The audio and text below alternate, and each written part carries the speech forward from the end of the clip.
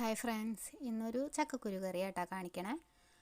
അതിനായിട്ട് നമുക്ക് അരിഞ്ഞെടുത്ത സവാള, ചെറുതാക്കി അരിഞ്ഞ വെളുത്തുള്ളി, അതുപോലെ ചതച്ചെടുത്ത ഇഞ്ചി വെളുത്തുള്ളി, ചെറുതാക്കി അരിഞ്ഞ തക്കാളി, അതുപോലെ കീറിയെടുത്ത പച്ചമുളക്, പിന്നെ കുറച്ച് കറിവേപ്പില, ഗരം മസാല, മഞ്ഞൾപ്പൊടി, മുളക് പൊടി, മല്ലിപ്പൊടി, ഇതൊക്കെയാട്ടാ ആവശ്യമുള്ള ഇൻഗ്രീഡിയൻസ്.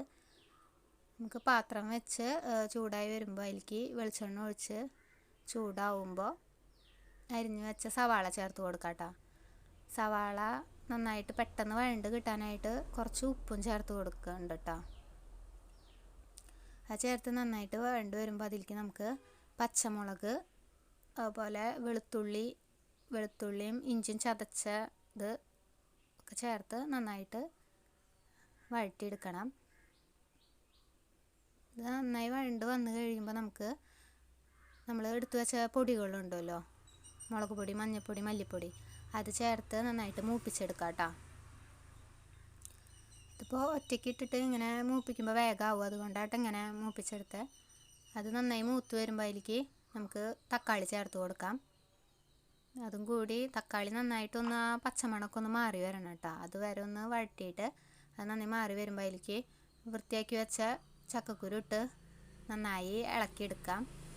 ഇളക്കി യോജിപ്പിച്ചത് വരുമ്പോൾ അതിലേക്ക് ആവശ്യത്തിന് വെള്ളം ചേർത്ത് നമുക്ക് വേവിച്ചെടുക്കാം കേട്ടോ.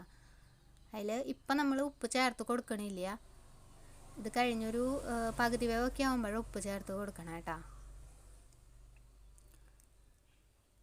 പിന്നെ ഞാൻ പറയണതിൽ കൂടുതൽ വരുന്നത് ഞാൻ ശ്രമിക്കേണ്ടത് അത് ഒഴിവാക്കാം, പക്ഷെ പറഞ്ഞ് ശീലിച്ചതായതുകൊണ്ട് പെട്ടെന്ന് മാറ്റാൻ പറ്റണില്ല, അതുകൊണ്ടാണ് കേട്ടോ.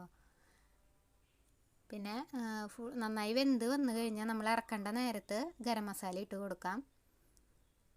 അത്രയേ ഉള്ളൂ കേട്ടോ. വേഗം ഉണ്ടാക്കാൻ പറ്റുന്ന ഒരു കറിയാണ്. നോൺ കഴിക്കാത്തവരുണ്ടാവില്ല, വെജിറ്റേറിയൻസിനൊക്കെ ഇങ്ങനെ ഉണ്ടാക്കി കഴിക്കാൻ നല്ലതായിരിക്കും. അപ്പോൾ എല്ലാവരും ട്രൈ ചെയ്ത് നോക്കുക, ഫീഡ്ബാക്ക് അറിയിക്കുക, ചാനൽ സപ്പോർട്ട് ചെയ്യാം കേട്ടോ. അപ്പോൾ അത്രയേ ഉള്ളൂ.